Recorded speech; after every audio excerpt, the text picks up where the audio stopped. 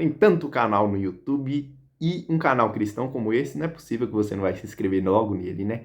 Deixa o seu inscrever aí e o seu like também, para que a gente sempre te entregue um novo vídeo quando você estiver precisando de uma reflexão.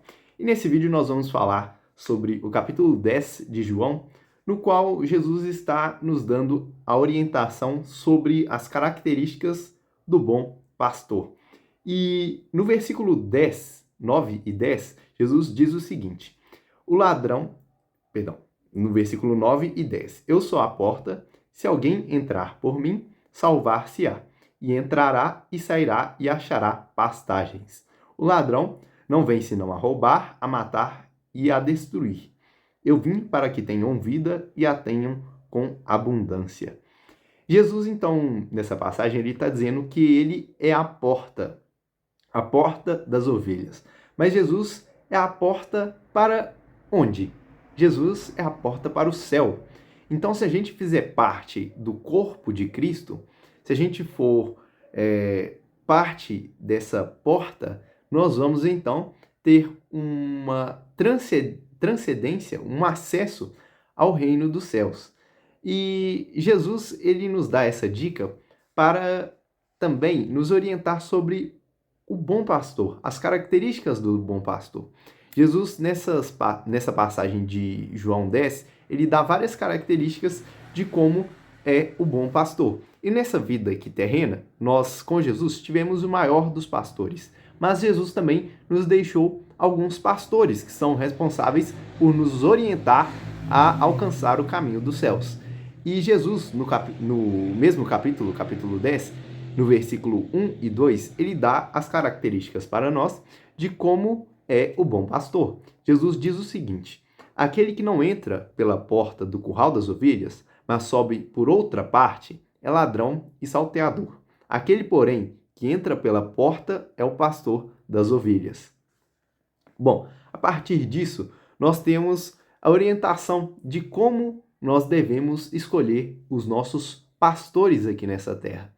Esse pastor que a gente tem, ele é um pastor que entra por aquele caminho que Jesus já estabeleceu ou ele cria um caminho novo? Ele tira orientações da cabeça dele, ele diz coisas que não estão em consonância com o evangelho. Ele é uma pessoa que entra pela porta das ovelhas, que entra por Jesus Cristo, ou uma pessoa que quer inventar um caminho novo, que quer te orientar por um novo caminho que nunca foi dito?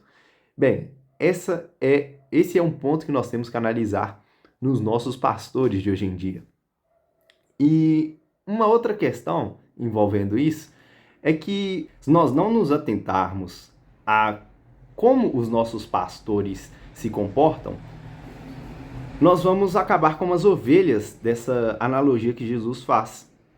Nós acabaremos mortos, nós acabaremos roubados e nós acabaremos destruídos.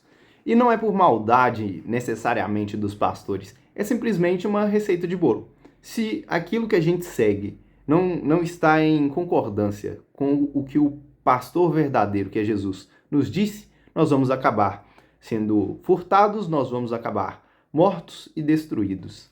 Bom, e um exemplo que a gente tem é o nosso trabalho. Se nós seguirmos a voz do bom pastor no nosso trabalho, se nós tivermos a voz do bom pastor com a gente no nosso trabalho, tudo cooperará para o bem. Mas se a gente não tiver a voz do bom pastor conosco no nosso trabalho, no dia a dia, bom, o que pode acontecer? Essas três coisas que eu disse. Nós seremos roubados, nós seremos mortos e destruídos. Roubados no sentido, por exemplo, um exemplo de como nós seremos roubados no nosso trabalho se nós não seguirmos a voz do bom pastor.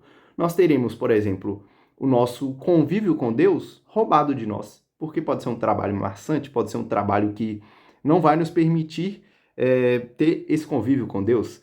Se nós não escutarmos a voz do bom pastor que nos diz, olha, você tem que saber dosar também o seu trabalho, você tem que saber separar o seu tempo para Deus aqui no seu trabalho. Se nós não escutarmos essa voz, nós seremos roubados de Deus. Nós seremos também mortos, nós seremos totalmente desgastados em nosso trabalho. Nós não saberemos colocar limites, nós iremos perseguir coisas fantasiosas e nós seremos desgastados, nós seremos mortos no nosso trabalho.